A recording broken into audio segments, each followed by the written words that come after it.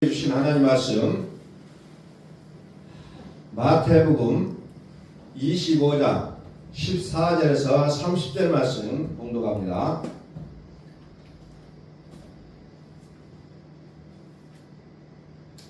또 어떤 사람이 타국에 갈 때 그 종들을 불러 자기 소유를 맡긴 것 같으니 각각 그 재능대로 하나에게는 금 5달란트를, 하나에게는 2달란트를, 하나에게는 1달란트를 주고 떠났으니 5달란트 받은 자는 바로 가서 그것으로 장사하여 또 5달란트를 남기고 2달란트 받은 자도 그와 같이 하여 2달란트를 남겼으되 1달란트 받는 자는 가서 땅을 파고 그 주인의 돈을 감추어 두었더니 오랜 후에 그 종들의 주인이 돌아와 저희와 회개할세 5달란트 받았던 자는 5달란트를 다 가지고 와서 가로되 주여 내게 5달란트를 주셨는데 벗어서 내가 또 5달란트를 남겨나이다. 그 주인이 이르되 잘하였도다 착하고 충성된 종아 네가 작은 일에 충성하였음에 내가 많은 것으로 내게 맡기리니 내 주인의 즐거움에 참여할지어다 하고 2달란트 받았던 자도 와서 가로되 주여 내게 2달란트를 주셨는데 벗어서 내가 또 2달란트를 남겼나이다.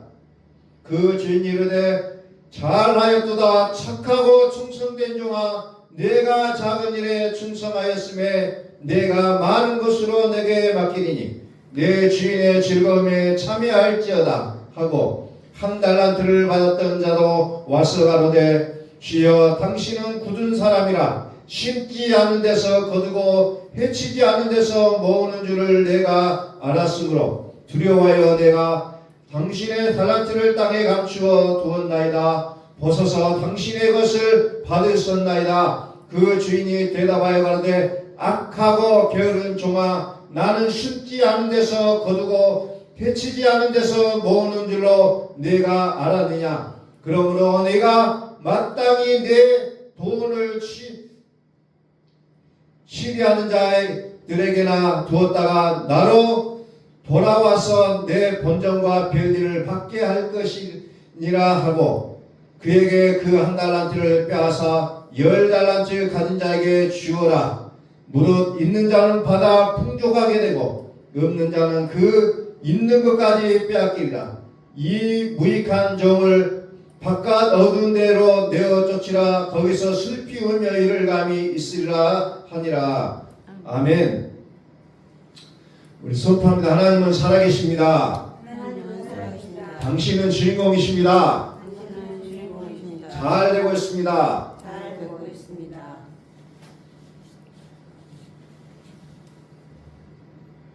자, 돈이라는 것이 무엇인가 물어보면은 많은 사람들이 마음과는 다르게 부정적인 얘기들을 많이 합니다.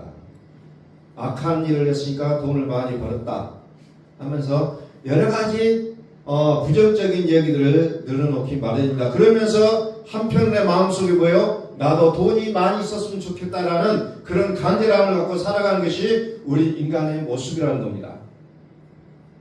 근데 원래서부터 우리가 돈에 대한 개념을 잘못 들어왔기 때문에 성이 된 지금도 어떻게 보면은 그것에 대한 잘못된 생각을 우리는 끊임없이 되뇌일 때가 많이 있다는 겁니다. 특별히 그리스도인들은 디모데후서 6장 10절의 말씀을 가지고 돈에 대한 부정적인 얘기들을 많이 한다는 겁니다. 돈을 사랑함이 일만하게 뿌리가 되나니 이 구절을 끊임없이 외칩니다. 돈을 사랑하는 것이 일만하게 뿌리이기 때문에 그리스도인들은 돈을 좋아하면 안 된다 라고 얘기를 한다는 거죠. 성경을 우리가 알아도 제대로 알아야 된다는 거죠. 그러면은 돈이 그렇게 일만하게 뿌리가 되기 때문에 그럼에도 불구하고 우리는 얼마나 돈을 많이 구하고 또 구합니까? 교회에서도 마찬가지고 가정에서도 마찬가지고 우리는 이 말과 내 생각과 따로는 그런 경우를 우리는 종종 겪게 된다는 겁니다. 오늘 성경에 보니까 돈을 사랑하는 것이 악의 뿌리가 된다 했잖아요. 자, 예수님께서 두 주인을 섬길 수 없다고 했어요. 재물과 하나님을 동시에 섬길 수 없다는 거죠. 다시 말해서 하나님을 사랑할 것이냐 돈을 사랑할 것인가, 두 개를 우리는 선택의 기로에 넣어야 했다는 거죠. 다시 말해서 돈을 사랑함이 일반하게 뿌리다, 이 말은 무슨 말이냐면은 돈을 다루는 사람의 가치관과 생각이 중요하다는 거예요. 이 개념을 우리가 어렸을 때부터 중심을 잘못 잡아왔다는 거죠. 그래서 저도 돈에 대한 개념을 너무 잘못 잡아왔다 보니까 여러 가지 실수를 많이 하게 됐다는 거죠. 돈 자체가 문제가 아니라 돈을 사랑하는 것이 문제다. 돈을 사랑하는 것은 무엇으로 나타나냐면은 탐욕으로 나온다는 거. 탐욕. 집착한다는 거죠. 집착. 그리고 여기에 또 덧붙이면 무슨 말이냐면은 가지려고만 하는 게 문제라는 거. 나누라는 거예요. 나누라는 거예요. 나누자는 겁니다. 탐욕과 집착으로 가득 찬 돈은 일만하게 뿌리가 될 수밖에 없는 거예요. 그래서 많은 사람들이 돈 때문에 범죄하기 일쑤다는 거죠. 정치인들이나 경제인들이나 종교인들이나 또 국민들까지도 돈 때문에 싸우고 돈 때문에 무슨 일이 많이 일어나잖아요. 뉴스도 돈 때문에 일어나는 뉴스거리가 얼마나 많이 있습니까? 오늘 성경은 달란트 비유라는 거예요. 달란트 비유. 여기는 충성에다가 어떻게 보면은 포인트를 맞춰놨는데 이 달란트 비유를 통해서 우리에게 가르쳐주고자 하는 내용이 뭐냐는 거예요. 달란트 비유. 오늘 달란트 비유에 하나님께서 5달란트를 주고 2달란트를 주고 1달란트를 주는데 그 기준이 뭡니까? 능력에 따라요. 능력에 따라. 재능에 따라.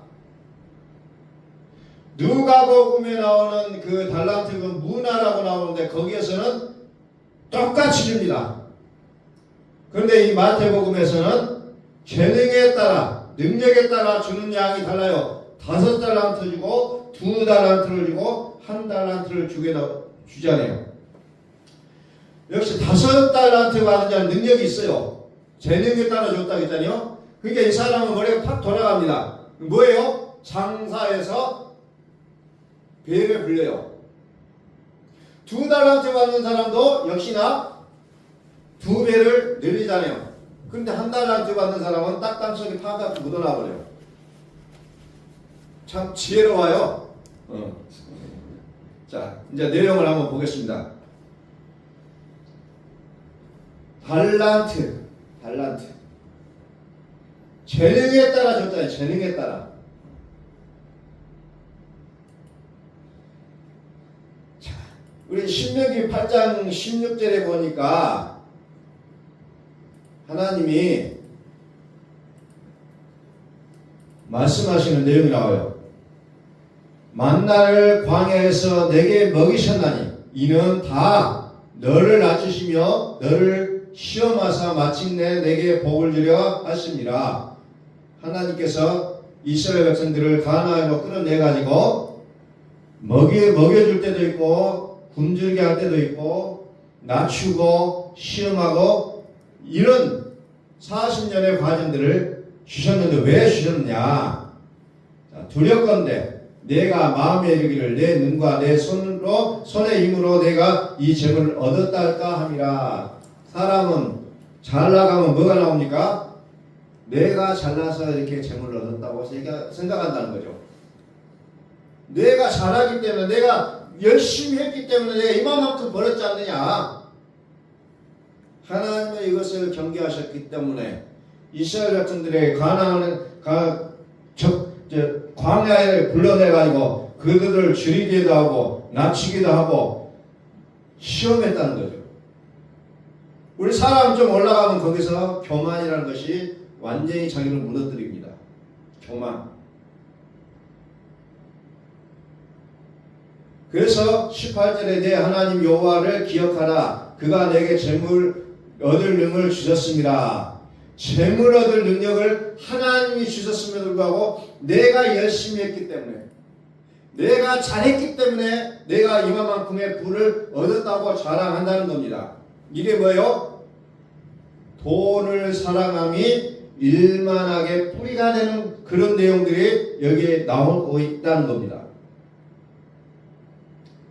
그래서 5달란트를 받은 사람은 그거 굴하지 않고 나에게 주셨으니 내가 배를 늘려서 주인에게 되돌려줍니다. 2달란트 받은 사람도 2배로 늘려서 주인에게 되돌려줘요. 그런데 1달란트 받은 사람은 뭐예요? 땅에 묻어둔다는 겁니다. 이는 오해했어요. 주인에 대해서 오해했는데 무슨 오해를 했습니까? 오늘 성경에 그 내용이 쭉 기록이 됐어요.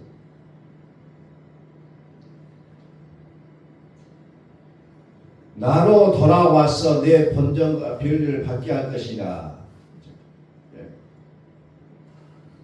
자, 그 주인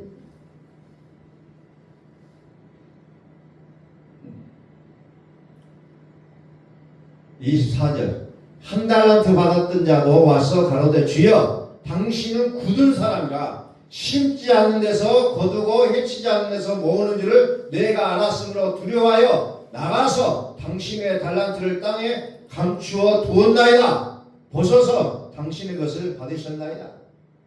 오해를 합니다. 이 주인이 나쁘다는 거예요. 주인이 나빠서 자기가 1달란트밖에 안 줬다는 겁니다.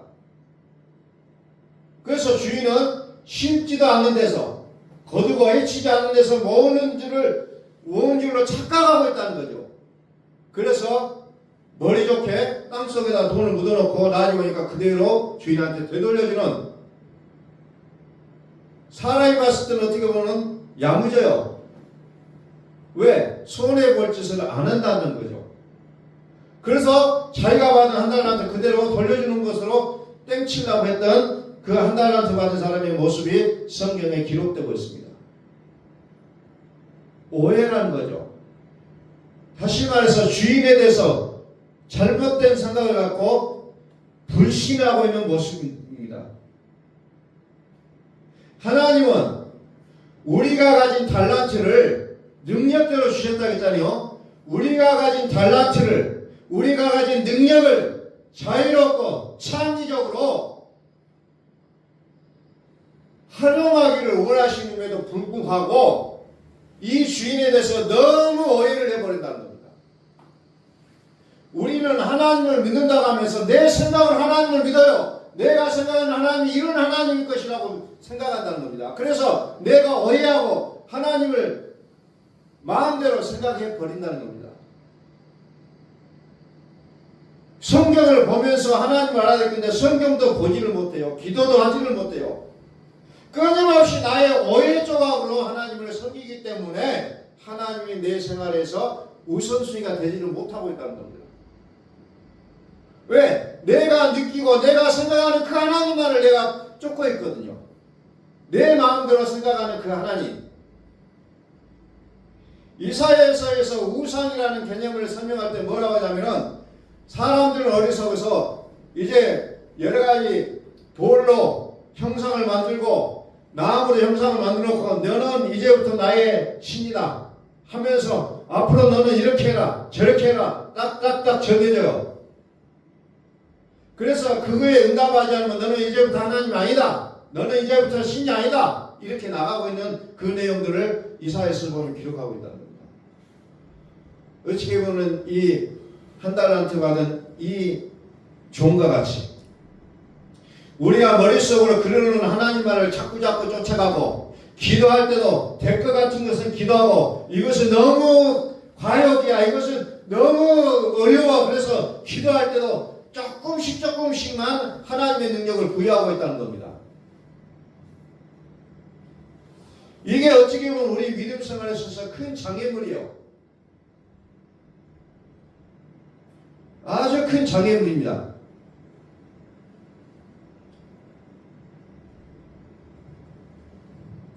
그 제한신념이라는 게 있어요. 사람이 가지고 있는 신념 중에 너무 무서운 게 제한신념이 있어요.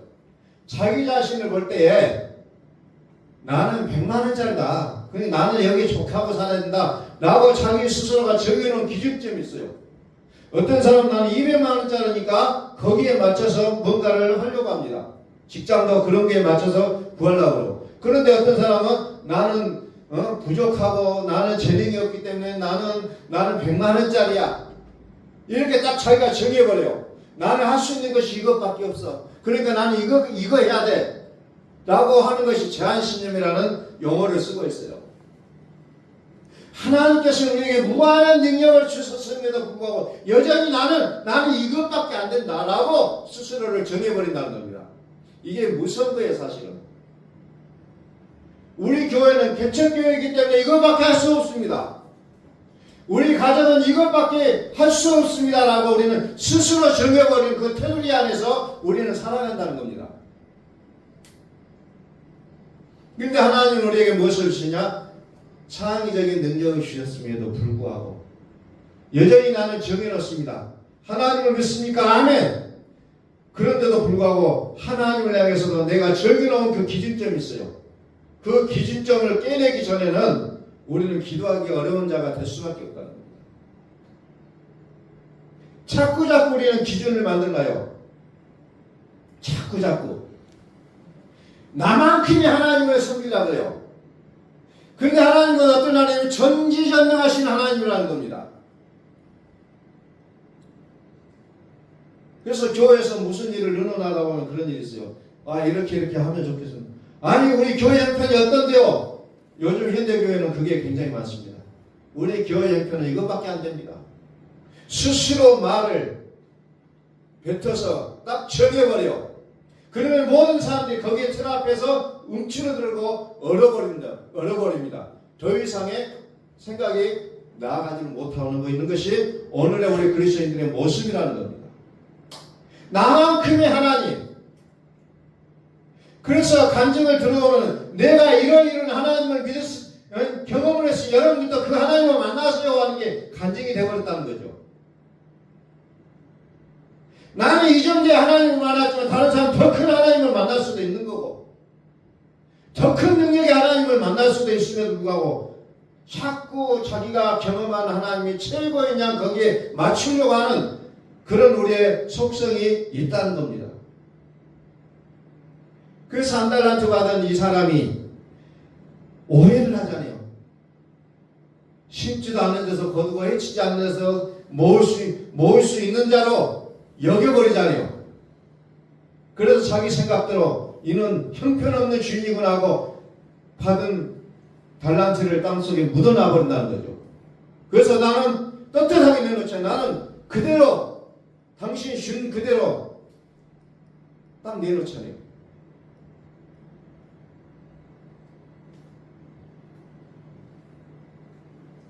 그런데 하나님께서 그 자에게 뭐라고 합니까?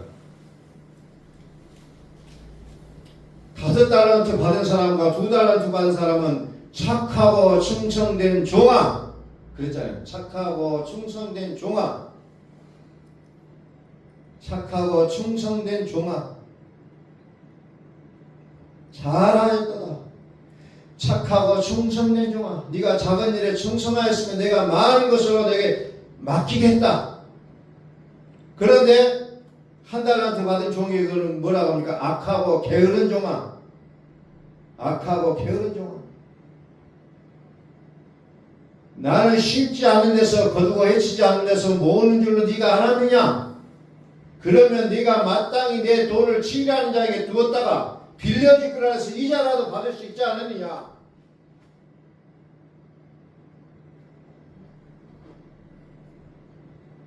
그래서 그 1달란트 받은 것을 빼앗아서 10달란트 받은 자에게 줘버린다는 거죠.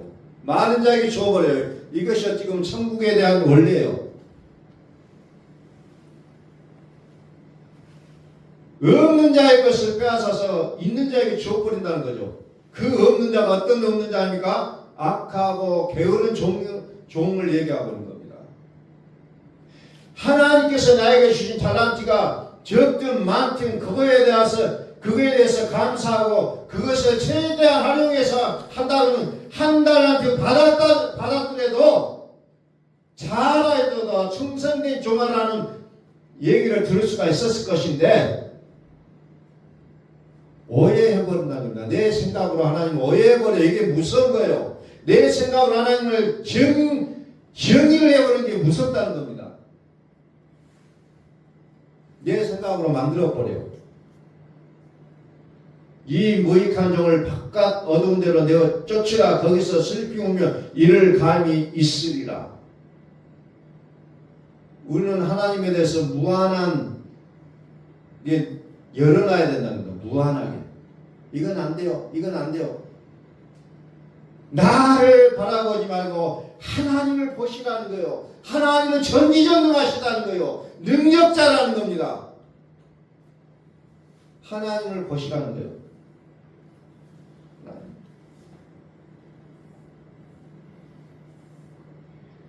시편 81편 10절에 보면은 내 입을 넓게 열라. 내가 채우리라고 했어요. 내 입을 넓게 열라. 이게 뭐 돈만 국한되겠어요? 오늘날 교회 부흥을 얘기할 때 이것을 많이 얘기합니다. 이것은 사람의 숫자도 얘기할 수도 있고 돈에 대한 경제적인 부분도 이야기할 수가 있고 어떤 나의 능력치도 마찬가지. 내가 내 능력을 제기해버린 것이 아니라 하나님이 일을 하실 수 있음을 우리가 고백하시라는 거예요. 내 입을 열어서 나는 이것밖에 안 됩니다. 맞아요. 나는 이것밖에 안 되지만 내 안에 계신 하나님이 크신 하나님이잖아요. 하나님을 믿으시라는 거예요. 왜 자꾸 자기의 능력을 얘기하고 있는 겁니까? 라는 부분이라는 겁니다. 하나님을 의지하라는 거예요. 하나님을 믿으시라는 거예요. 내 능력을 보라는 게 아니에요. 하나님을 바라보라는 거예요. 하나님을 바라보라. 내게 능력 주시는 자 안에서 내가 모든 것을 할 수 있느니라. 그냥 우리는 이 말을 듣고 좋은 말이구나. 좋은 말이구나. 나하고는 상관이 없는 말이 돼버려. 근데 이 말을 믿는 자에게는 어떤 일이 벌어지죠? 내 능력과는 상관없는 엄청난 일을 해낼 수 있는 능력이 나온다는 겁니다. 자꾸 자기의 능력을 한계 짓지 마세요. 저는 이것밖에 할 수 없어요. 나는 부분을 우리 입 밖에도 내놓아서는 안 된다는 겁니다. 오히려 그럴 때마다 우리는 예치해야 되죠. 내게 능력 주시는 자에서 내가 모든 것을 할 수 있느니라고 우리는 고백하셔야 돼요. 선포하셔야 돼요. 우리의 기도 될 것 같은 것만 기도하지 마세요. 안 될 것 같은 것까지도 기도하세요. 우리가 평소에 무의식적으로 향하는 생각이 곧 나의 기도가 되어버립니다. 여러분들이 혼자 중얼중얼 하고 있는 그 내용이 나의 기도가 돼서 응답 떨어진다는 사실을 기억하시기라는 거예요. 그럼 어떻게 되겠어요? 나의 혼자 말하는 것도 조심해야 됩니다. 내가 생각하는 것도 조심해야 돼요. 내가 나의 능력을 무의식적이라도 우리는 제한시키지 말라는 거예요. 무의식적이라도. 단순히 우리의 기도가 단순히 부족함을 채워달라고 하는 게 우리의 기도가 아니라는 겁니다. 이미 풍요로운 상태라는 것을 선포를 하고 입을 크게 열어 우리는 하나님 앞에 고백하라는 거예요. 기도하라 그러니까는 필요한 게 없어요. 나는 이대로 만족해요. 아니요. 필요한 것만 구하는 게 기도가 아니라 하나님의 말씀을 선포하는 그 자체가 우리의 기도라는 겁니다. 여호와는 나의 목자시니 내게 부족함이 없이로라고 우리는 끊임없이 고백하고 외치라는 거예요. 이게 기도라는 거예요. 선포가 우리의 기도가 되어져야 된다는 겁니다. 항상 저는 뭐가 부족해요, 뭐가 안 돼요, 우리는 가진 것이 없어요, 뭐가 없어요, 이런 거 하라는 거 아니에요. 내게 능력 주시는 자 안에서 여호와는 나의 목자시니 내게 부족함이 없으라고 외치라는 겁니다. 기도하는 말이 없어요. 그러면 계속해서 이 말이 내 속에 신랑이 꽂힐 때까지 여호와는 나의 목자시니 내게 부족함이 없으라고 계속해서 외치세요. 계속해서 내가 말로 해야 돼요. 내가 말로 하지 않고 속으로만 한다고 해서 되어진 게 아니라는 건데, 왜? 우리의 감정이 하나님 앞에 그대로 전달, 우리의 속 마음까지 하나님은 아시긴 해요. 그러나 입을 연 자들에게 하나님은 우선이 될 때가 있다는 겁니다. 입을 열어야 돼요. 내가 정말 우리 가정에 결핍함이 많이 보입니까? 내 자녀에게 결핍함이 많이 보입니까? 여러분 외치세요. 여호와는 나의 목자시니 내게 부족함이 없으리로다. 외치시라는 거예요. 하나님과 함께하는 삶 속에서 하나님 우리에게 풍요로운 삶을 주신다는 것을 우리는 믿고 나가야 된다는 겁니다.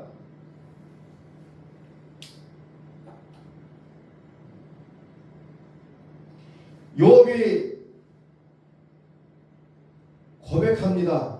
주신 자도 여호와시오 취하신 자도 여호와시오니 여호와의 이름이 찬송을 받을지니라. 자기의 재산을 다 잃어버린 상태에서 자기의 자식까지도 다 죽었는데도 불구하고 그가 내뱉을 수 있는 말이 무슨 말이요? 주신 자도 여호와시오 취하신 자도 여호와시니 여호와의 이름이 찬송을 받으실지니라. 욥이 이렇게 고백하고 있는 것을 우리는 다시 한번 생각해 봐야 됩니다. 악이라는 게 뭘까요? 악. 우리는 나쁘다, 악하다 얘기하는데 그 악이 뭐예요? 무한한 하나님을 바라보지 않는 것 자체가 악이라는 겁니다. 교회는 다니는데 무한한 하나님을 바라보지 못하고 자기 능력으로 뭔가를 하려고 발버둥치는 모습이 악이라고 성경은 얘기하고 있습니다. 자기를 믿지 못하는 것까지도 악이라고 할 수가 있는 거예요. 왜? 하나님이 만드신 나를 내가 믿지 않으면 누가 믿어줄 거냐는 거예요. 나를 믿으시라는 거예요. 나를. 하나님께서 나에게 무한한 능력을 주셨음에도 불구하고 스스로 하찮게 여기거나 나는 아무것도 이룰 수 없다라고 생각하는 그 자체가 악이라는 거예요. 이제 우리는 그 칠 속에서 우리는 깨어나야 된다는 겁니다. 우리가 너무나도 잘 알고 있듯이 계란은 자기 스스로 깨고 나오면 병아리가 되지만은 남이 깨뜨려버리면 후라이가 된다는 말이 있잖아요. 나를 좀 깨뜨리고 전능하신 하나님을 보시라는 겁니다. 내 생각을 깨뜨리고 전능하신 하나님을 바라보시라는 거예요. 전능하신 하나님을. 의심과 결핍, 주님이 주신 가능성을 믿지 못하고 자신의 능력을 땅에 묻어두는 이 태도는 하나님에 대한 오해나 자기 자신을 향한 의심에서 비롯된 그 한단한테 받은 그 종과 같은 모습이 나라는 것을 기억할 수밖에 없다는 겁니다. 도덕적인 죄를 넘어서 우리 안에 주어진 하나님의 그 무한한 창조적인 능력과 풍요로움을 내면하고 스스로 제한하는 이 상태를 우리는 더 이상 유지하지 말자는 겁니다. 그것이 오늘 달란트의 기회를 통해서 우리에게 주시는 말씀이에요. 과연 당신은 하나님을 믿고 있습니까? 주인을 믿지 않은 이 한 달란트 받은 자는 땅속에 묻어버리지만 그러나 주인을 믿었던 5달란트, 2달란트 받은 사람은 갑절로 남겨서 영광을 돌리고 있잖아요. 하나님을 믿는다는 것은 이렇게 살아서는 안 된다는 거예요. 하나님을 믿는다면 나도 좋게 좋게 생각하고 나 스스로도 나를 좋게 생각해야 되고 나를 통해서 행하신 하나님의 그 무한하신 능력을 바라볼 수 있어야 된다는 겁니다.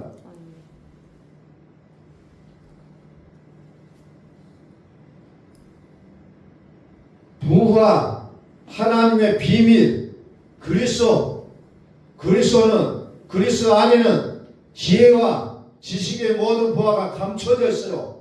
그래서 우리는 누구만 붙잡으면 되냐? 그리스도만 붙잡으면 된다는 겁니다. 그런데도 불구하고 여전히 그리스도를 믿습니다고 얘기하면서 나는 가진 것이 없어요. 나는 할 수 있는 게 아무것도 없어요. 나는 이것밖에 안 되는 사람입니다라고 고백한다면 우리의 그 믿음은 다 가짜라는 것을 우리는 인정할 수밖에 없다는 겁니다. 하나님 약속하시다니 너에게 부족함이 없게 하겠다. 계시록 7장 17절에 보니까 보호자 가운데 계신 어린 양이 우리 목자가 돼가지고 생명 수샘으로 인도하시고 이제 그 눈에서 흐르는 그 모든 눈물을 씻어 주실 것이라고 약속하고 있습니다. 이 약속을 붙잡고 있다면 나의 심사한탄을 하고 있을 때가 아니라는 겁니다. 그래요. 하나님 맞습니다. 하나님 오늘 내가 해야 될 일이 무엇이 있겠습니까? 라고 우리는 하나님 앞에 기도하고 오늘 내가 해야 될 그 일을 우리가 믿음으로 할 수 있어야 된다는 겁니다. 움츠고 있어서는 안 된다는 거죠. 주께서 말씀하신 대로 주께서 우리에게 주신 그 지혜대로 주님이 주신 그 아이디어를 가지고 우리는 한 걸음 한 걸음 나아갈 수 있어야 된다는 겁니다. 너희가 그리스도께 속한 자면 아브라함의 자손이요 약속대로 유업을 이을 자니라. 우리는 약속의 상속자라는 거예요. 약속의 상속자. 자녀이면 하나님의 자녀이면 후사 상속자 하나님의 상속자요 그리스도와 함께한 상속자니 우리가 그와 함께 영광을 받게 하여 고난도 함께 받아야 할 것입니다.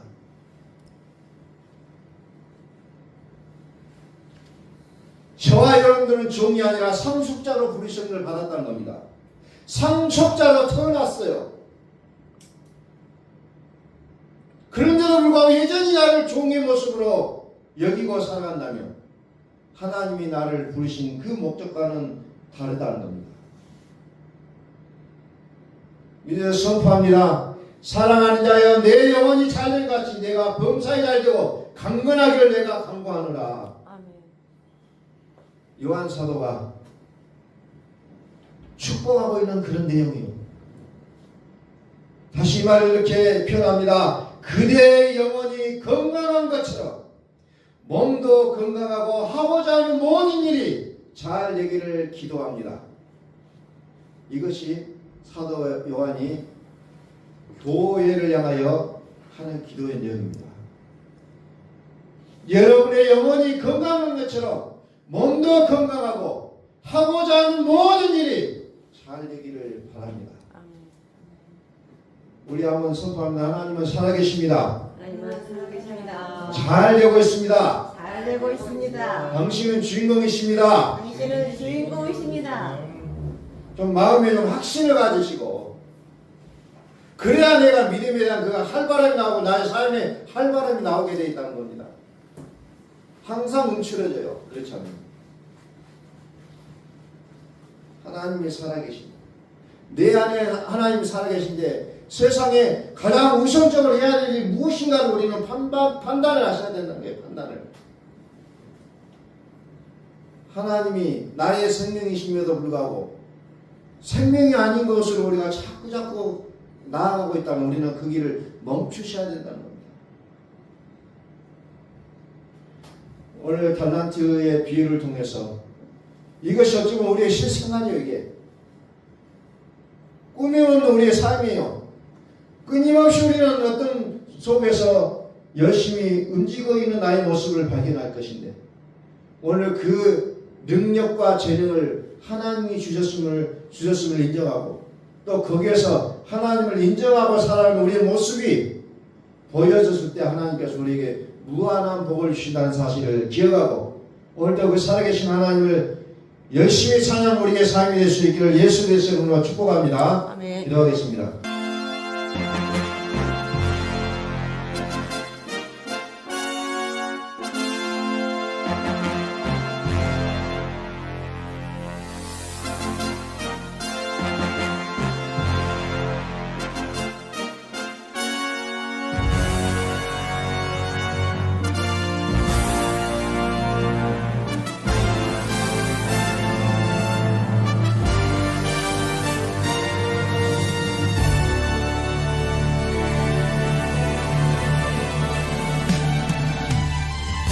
할렐루야!